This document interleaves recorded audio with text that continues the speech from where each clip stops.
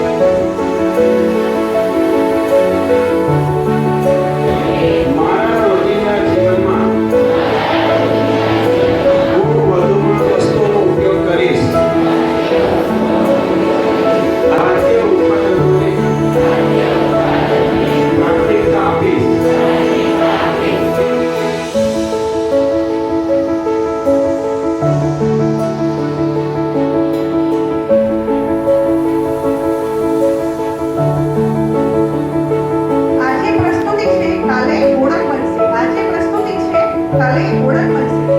આજ